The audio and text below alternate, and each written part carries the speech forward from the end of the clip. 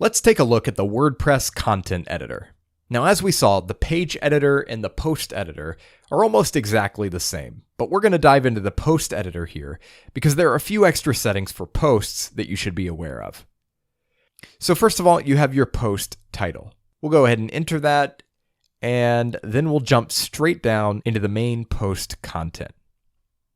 We compose content in WordPress using these things called blocks. A block is basically just a small section of content, and your post is going to be made up of a series of blocks. Once you get used to this, it's really intuitive. So if I were to just start typing here, that creates a paragraph block for me. And you'll notice that when you move your mouse over a paragraph block, you get these formatting options that you're probably used to from using any other word processor. So if I press enter, that creates a new block for me. And if I just keep typing in this new block, it's just treated as another paragraph. So again, it's just like any other word processor. But if I want to add some other content element, an image or a heading or something like that, I can click this plus sign to see a list of options. Let's go ahead and add a heading. As you can see, the sidebar over here changes to give you specific options depending on which type of block you're working on.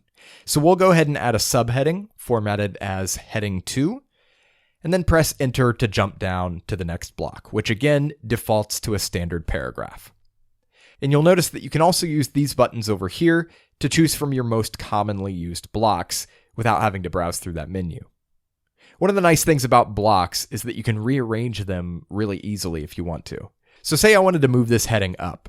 All I have to do is use these options over on the left side of the block. You can use the arrows or you can drag and drop. Editing with blocks is a new experience for some people, but I think you'll find, again, that it's really intuitive and easy to learn. And once you're used to it, it just makes so much sense and it makes creating content really easy. So if we click out of our blocks, you'll see that the sidebar switches over to the Document tab. These are your main settings for this particular post. They're pretty self-explanatory, but we'll run through them real quick here. So visibility determines whether your post is public, private, or password protected. Most of the time, obviously, you're going to want to leave that public. Under Publish, you can choose to publish your post immediately or schedule for the future or backdate it so that it appears to have been published in the past. If you choose to stick the post to the front page, it'll always appear on top, even when new posts have been published after it. Pending review is generally used for multi-author sites where a particular post needs to be reviewed by an editor. Below that, you can specify categories as well as tags. Every post has to have a category, but not every post has to have tags. If you don't specify a category, it'll just go into the default category, which is uncategorized. Next, you'll choose your featured image, which is basically just a thumbnail for your post, and it may also appear at the top of your post, depending on what theme you use. Under Excerpt, you can write a custom post excerpt that'll show up with this post on your homepage and archives, instead of it just pulling out the first few sentences.